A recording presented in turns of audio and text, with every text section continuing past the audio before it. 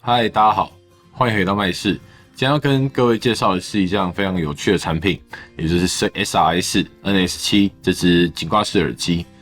那 Sony 在推出它的时候呢，有几项特点特别跟我们介绍了。那这边跟各位一一做报告。这支颈挂式耳机呢，它是首支在业界能够搭载 Dolby Atmos 的喇叭耳机。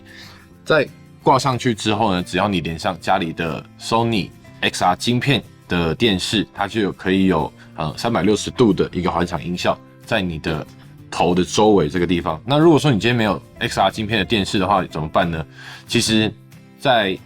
它的连线上，不管你是连的是手机、iPad， 又或者是其他款的电视，它的立体声环绕效果也是非常的厉害的。好，那 NS7 呢，它随机呢也会附赠这个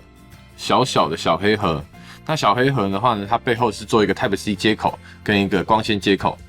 在 Sony 的电视上，它为了要有更好的匹配性跟低延迟，所以还会做这个小盒子来去随机附赠。那看到这边呢，很多网友一定也会疑问：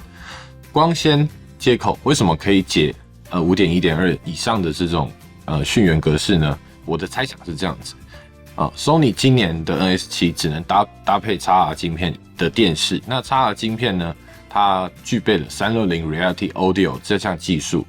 它用这项技术重新编码解码之后呢，传到 NS7 上面，让 NS7 自行的去制造，也就是去分析你的耳朵的形状，在你头部上方形成样的一个音场，做出类似于全景声的这样的技术。那讲完了小黑盒之后呢，想要跟各位分享一下 NS7 它的一个本体的设计。前方采用了网罩的设计，单体坐在网罩的上方两侧。那扬声器的部分呢，它并不是贴合于机身，而是有点稍微向上的角度，把声音传到人耳。那可以看到整只耳机它采用一个类矽胶的感觉去做处理，那让穿戴起来呢更 Q 弹，也更滑顺一些。按键的部分，左边是音量的加减键以及多功能键，那右边是麦克风的静音键跟蓝牙的配对键以及关机键。USB 的充电口呢，在右边这个地方，它是采用 Type-C 的一个充电方式，可以看得到吗？那继续这次耳机在一半的电量下呢，依据官方的说法，可以使用12个钟头。那如果说你在充满电的情况下，把音量开到最大，它也可以使用5个小时。那如果说你是在家里面使用的话，其实你充10分钟就可以让你用1个钟头，其实相对来讲其实非常的方便。那也就因为于它的矽胶感的处理，让穿戴的时候呢，在身上它其实大概5分钟10分钟，你就会呈现一个无感的情况，再去做你日常生活的运用。这只耳机总重量大概是318克相当于一条有微湿的毛巾。你就想象你跑步健身的时候，一条毛巾放在这里，跑个5分钟10分钟，其实你对它已经有点无感，甚至它掉了你都不知道。这只耳机其实就已经做到这样子的一个设计了。那当然了，如果说你在激烈操作、跑步、健身、运动，它还是会有所谓这样的一个拍打的感觉出现，所以还是建议各位日常的办公做家事，简单的你推打它是 OK 的。再来，这整只耳机如果说你是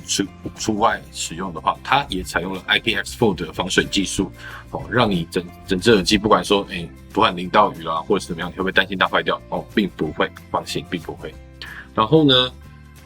，Sony 的 NS7 这只耳机它也搭配了App， 也就是 Headphone Connect 这个 App。音色的部分可以有很多种的玩法跟调整。所详细的参数以及设定，我们在影片的最后面再跟各位做一个细细的分解。就上述所说这只耳机其实它搭配了 Headphone Connect 这个 App 之后呢，它多了一项蛮惊为天人的一项技术，它叫做耳型分析。在拿到手的时候，它就需要你去拍左右耳朵2张照片，经由大数据库分析之后，把资料传回手机，再把适合于你的声音传到你的耳机，来让你不管是日常生活中讲电话也好，听音乐也好，也会更不一样的一个体验。如果说今天这只耳机你是要接电视啊，当然用蓝牙的方式；如果说是用 XR 晶片的话，你就接上光纤线，用它来去做传输，传到耳机来，这样的一个音场效果呢，才真正的呈现所谓的 Dolby Atmos。在设定完成之后呢，其实如果说你只是简单看个 Disney Plus、Netflix， 甚至是爱奇艺，只要有环绕的效果的影片呢，这只耳机其实都可以有不错的小剧院的一个效果呈现。那在我自己这2天的使用下呢，我发现这只耳机，如果说你只是接简单的手机讯源，又或者是蓝牙讯源哦，像我自己是用 Chromecast 出来的讯号是 PCM， 在 PCM 输出到它的时候呢，它可以产生还不错的也不要讲还不错，我觉得已经算蛮厉害的一个位移感了，但是是属于平面的。如果说您今天是用 XR 晶片，就像我在店里面使用 XR 晶片的电视来去测试《鬼影行动》《鬼影特工》这部片，在5分30秒它的甩尾片段的时候呢，其实它的声音已经来到大概我手这个位置，在这个地方会有产生真正的位移感。但与此同时呢，我发现一件事，如果说您是家庭主妇，家里平常要顾小朋友，甚至一些看护性质的工作的话呢，我不建议你开启它的环绕，因为它接上 XR 晶片之后，它的环绕效果其实会有点屏蔽掉旁边的人的声音，即便我就站在你旁边，但你听起来效果其实很大声，但我旁边的人听起来其实小小声。那其实 NS7 刚出来的时候，我们看到 Sony 的宣传影片，就跟当初我们看到穿戴式的眼镜扬声器是一样的感觉，那是演的吧？怎么可能这么厉害？但实际实测之后才发现，真的是 Sony 的一项黑科技。不管是在你脸的外侧大概15公分，或者是肩膀外侧15公分，头顶上方15公分这个区域内 ，NS7 都可以做到一个还蛮厉害的环绕的音效以及音场。那如果说您今天是想要在公共场合，在无声的公共场合使用，好比说图书馆，又或者是办公室，大家很安静的在做事的地方，如果说你只要使用它，其实尺度相对来讲比较大。如果你还是坚持使用的话，我是不建议啊，因为它虽然说你个人聆听的效果不错，但多多少少你还是会影响到旁边的人，毕竟它是一个穿在身上的喇叭。那就音色上想跟各位还做一点简单的分享。NS7 毕竟是一支穿戴式的耳机，所以你说你要它的音的低频真的很厉害，很蹦蹦叫，那当然没办法，因为如果说它可以蹦蹦叫的话，你的耳朵应该会先受不了。如果说要来去评断它的低频的效果的话，我觉得可以用早期的有线耳去做分析。耳道式跟入耳式，一个塞细胶，一个不塞细胶。当你把细胶的入耳式塞好之后，你会发现低频跟绵密度都会更好一些。但今天 NS7 它强调的是在日常生活中更方便使用，所以你戴上去之后，它有简单的低频可以让你知道，但是它也不会说过多会有很多的轰鸣感。那这支耳机其实它强调的是人声的一个表现，所以在大概是350到 1K 左右这个区间是它人声最漂亮的地方。那最后想要跟各位分享的是关于这支耳机在听立体声道的时候，如果说你想把它拿来听乐团、大鼓、提琴、定音鼓这些的定位，在这支上面它都可以做到非常漂亮的表现。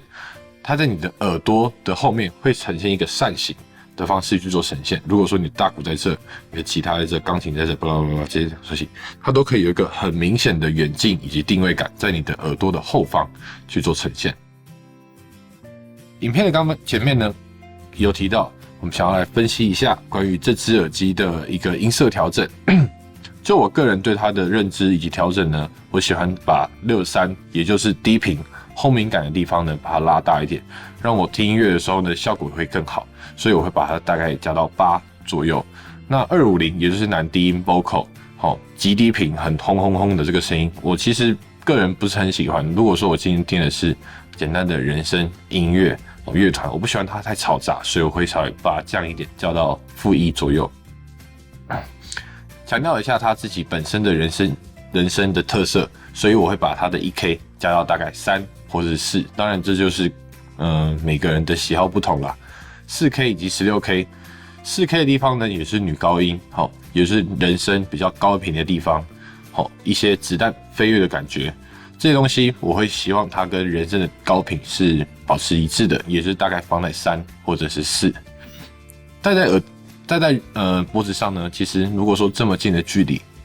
它高频如果太亮的时候，其实听久会有一点点的累，所以我希望把它的 16K 降到-1，甚至在-2的位置。当然，调音这种东西很因人而异，每一个人喜欢的音色，你喜欢的跟我喜欢的不一定一样。好，有的人喜欢高频很高，低频很少，好，轻轻的这种音乐的感觉，但也有人喜欢轰轰叫。我个人比较偏向均衡一点的这种设定。App 里面有很多种的设定可以去跑。如果说你每次需要去调音乐或者是电影的时候，你都要去动你的 App 的设定，其实相对来讲非常的麻烦。我个人的建议，调一首你自己最喜欢的歌，把它调到最好，就这样子固定起来，因为那就是针对你的耳朵最好的声音。好，讲了那么多优点，接下来讲讲它的缺点。NS7如果说你在日常生活当中，当然我们是用手机嘛，手机听音乐。如果说我现在我要看电视了，我一样用它，我必须得到电视旁边按一下这颗小按钮，让它跟耳机重新去做一次配对，才可以正常使用。但是这件事情不可以被忽略，也不可以被取代，更不可以被更改。好，这是它一个小小的缺点。再来，大家很关心的延迟的问题，所有的蓝牙设备一定都会延迟，但NS7 的延迟说实在真的很低。如果说我只是简单拿着我的笔电或者是我的手机在做观影的动作，其实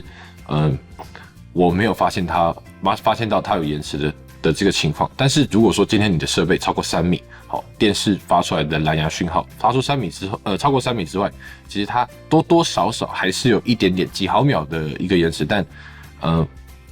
我觉得就耳机来讲，它的表现真的已经非常厉害了，就是我觉得是可以容忍的。然后再来一件事情，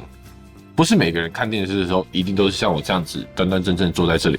看电视的时候一定会靠着沙发。这个时候后面这一只，我觉得是它美中不足的一个小地方，因为大家可以看到它其实是做实的，它会相较于有点顶住你脖子的后面的感觉。如果说你的脖子没有说完全的贴合你的沙发的话，其实相对来讲它是有一个小小的感觉，但也无伤大雅。毕竟只有在看电影、看电视当沙发马铃薯的时候，你才会有这样的体验。总结一下，Sony NS7 这次呢有4个比较大的重点。第一个就是它的矽胶材质这种穿戴体验，这个对我来讲非常的重要。好，再来的话呢，就是个人化的一个音效设定，以及人性化的按键设计，还有所谓黑科技的这种环绕效果。戴耳机声音在这太奇怪了吧？真的是黑科技。好，那这只耳机我会推荐给3种人买。第一个，你自己本身就有 Sony XR 晶片的电视，8499元，其实入手相对来讲其实比较无痛。如果说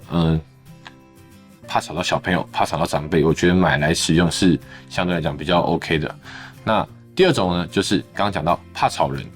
你在房间里面看电视，晚上音响开得很大声，隔壁爸妈要睡觉，你总不希望你看个电视的时候，旁边爸爸妈妈敲门嘛，对吧？